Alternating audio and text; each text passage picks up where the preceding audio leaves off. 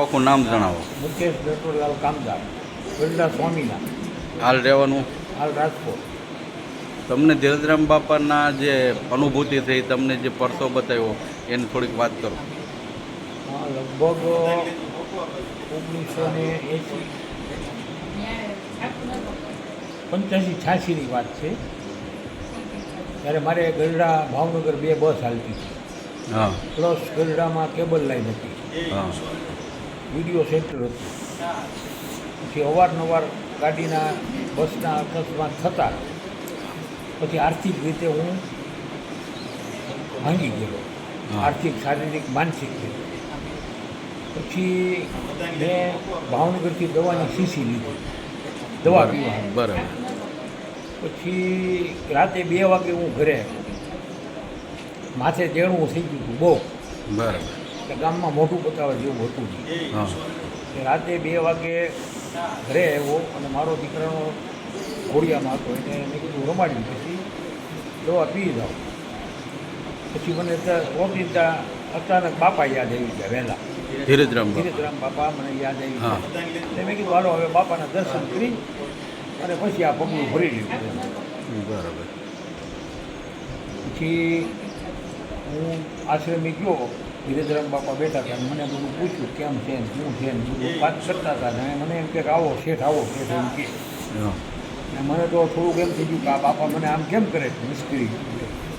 કેમ કે હું આર્થિક રીતે બહુ ભાંગી ગયો, ભાંગી ગયા. શારીરિક, માનસિક, બધી રીતે. બરાબર. પછી બાપા મને ભોજનશાળામાં લઈ ગયા, જ્યાં મદનપુર બાપાનો ફોટો છે. ત્યાં અમે બાપા બે બેઠા. બરાબર. પછી મને બાપાએ કીધું કે તમે શેઠ છો.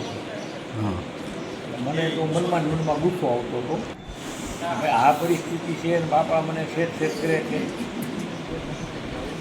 પછી મને કે કેટલા દીકરા દીકરી? 2 દીકરા ને 2 દીકરી. બરોબર. એટલે મને કે મને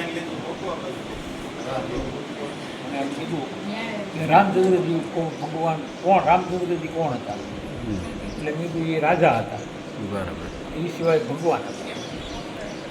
તો મને કે એને જંગલમાં રહેવું પડ્યું 14 વર્ષ. મેં કીધું હા બાપા. તો મને કે આ કરમનું ફળ ભોગવવું પડે. બરાબર. એટલે મને કે તું જે ઓલી શીશી લઈ આવ્યો છો ને એ ફોડી નાખો. બરાબર. પછી હું અસંખ્ય રીતે રોયો બાપા પાસે. બાપાએ કીધું કે ભાઈ તો ભગવાન હતા, તમે શેઠ છો, એ રાજા હતા, પણ તારે આ પગલું ભરાય નહીં. આ 2 છોકરા છોકરીનું તું વિચાર કરે.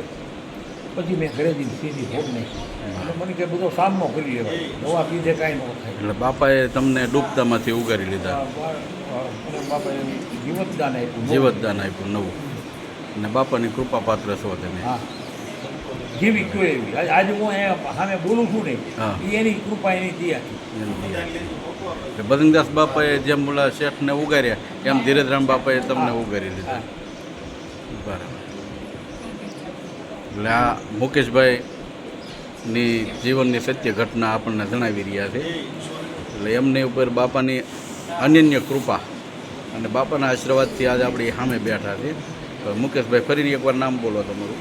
મુકેશ દત્તલાલ કામદાર, ગરડા સ્વામીના, નાતીએ જૈન વણિક.